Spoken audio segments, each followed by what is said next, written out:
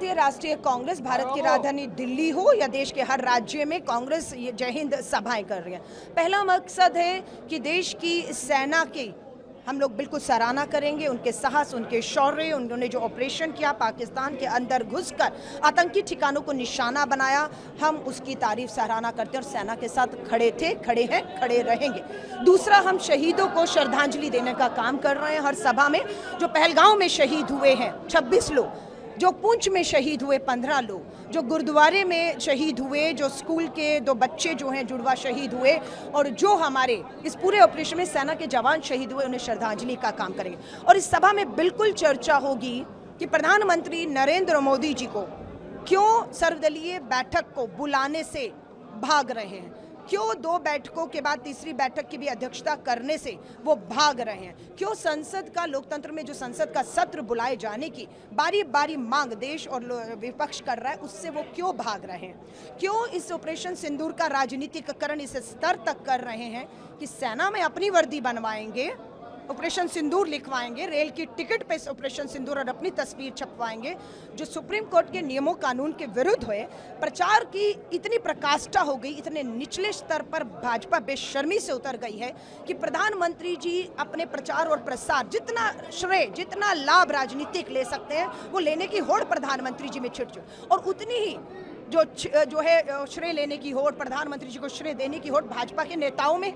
हरियाणा का जागड़ा जो सांसद है क्या कहता है, वीरांगनाओं का अपमान करता है कि शरीफ की पत्नियों में दम नहीं था, साहस नहीं था, हाथ जोड़कर गिड़गिड़ा रही थी, शहीद हो जाती, मुकाबला करती, अपमान करते हैं। आपके विजय शाह मंत्री कहते हैं कि कर्नल सोफिया कुरैशी जो है वो पाकिस्तानी आतंकियों की बहन बेटी है, उन्हें नंगा करने के लिए मोदी जी ने उन्हें आगे किया था। क्या कार्रवाई हुई हम पूछना चाहते हैं। जगदीश जो है उनके उप मुख्यमंत्री मध्य प्रदेश के, वो ये कहते हैं कि सेना और भारतीय मोदी जी के चरणों में नम मस्तक है भारत माता।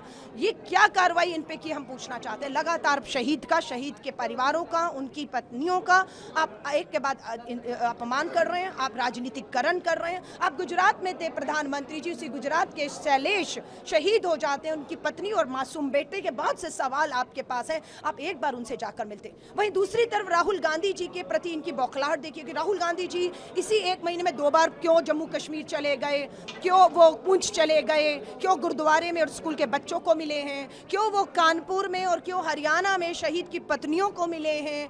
ये सब चीजें बौखलाहट में है कि आज सीधा हमला कांग्रेस, राहुल गांधी जी और इवन की मल्लिकार्जुन खड़गे साहब, कांग्रेस के राष्ट्रीय अध्यक्ष हैं, राज्यसभा सांसद, उनको गद्दार तक बुलाने में दूरदर्शन सरकारी चैनल उतर आता है। तो बौखलाहट पूरी तरह से। लेकिन हम इस सरकार से सवाल करेंगे कि सीज फायर, अमेरिका बार बार इस बात का दावा कर रहा है, देश और विदेश हो, कि सीज फायर, ट्रेड का डर दिखाकर दोनों देशों को एक तराजू में तोल डाला अमेरिका ने। प्रधानमंत्री जी आपकी चुप्पी है। सीज फायर अगर आपने किया, किन शर्तों पे क्या देश पूछना चाहता है? क्या पहलगांव के 4 आतंकी गिरफ्तार कर लिए गए? क्या पाक ऑक्युपाइड कश्मीर आपने ले लिया? क्या हाफिज सैयद, अजहर मसूद, दाऊद इब्राहिम देश को सौंपे जा रहे हैं? हम पूछना चाहते हैं किन शर्तों पर हुआ है? जयशंकर विदेश मंत्री कहते हैं कि हमने हमले से पहले पाकिस्तानी सेना को सूचित कर दिया था कि आप हट जाओ, हम आतंकी ठिकानों को ठिकाना बनाएंगे। उन्होंने हटना नहीं चुना, ये आपने बताया जयशंकर जी। और आपको पता होना चाहिए कि पाकिस्तान की सरकार, पाकिस्तान की सेना और पाकिस्तान की सेना सरकार आतंकी तीनों अलग अलग नहीं है। जयशंकर जी, आपने समय से पहले हमारी खुफिया हमले की जानकारी को पाकिस्तानी सेना के साथ शामिल नहीं किया, आपने वहाँ के आतंकियों के साथ शामिल किया। इसलिए राहुल गांधी जी का ट्वीट कि हमें बताइए कि आपने जो जानकारी लीक की उसके बाद सेना का क्या नुकसान हुआ।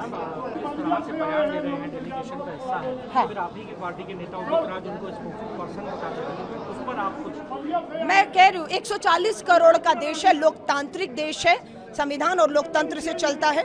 140 करोड़ अपनी अपनी राय रखता है। लेकिन हमें सरकार ने लिखित में नाम मांगे हमारे नेताओं के, हमने लिखित में हमारे कांग्रेस के नेताओं के नाम दिए और इंडिया अलायंस के भी नेता आज वही पूरे विश्व में जाकर पाकिस्तान को बेनकाब करने का काम कर रहे हैं। लेकिन अपने ही देश में सर्वदलीय बैठक बुलाने से और लोकसभा के सत्र को बुलाने से प्रधानमंत्री मोदी जी डर रहे हैं और भाग रहे हैं।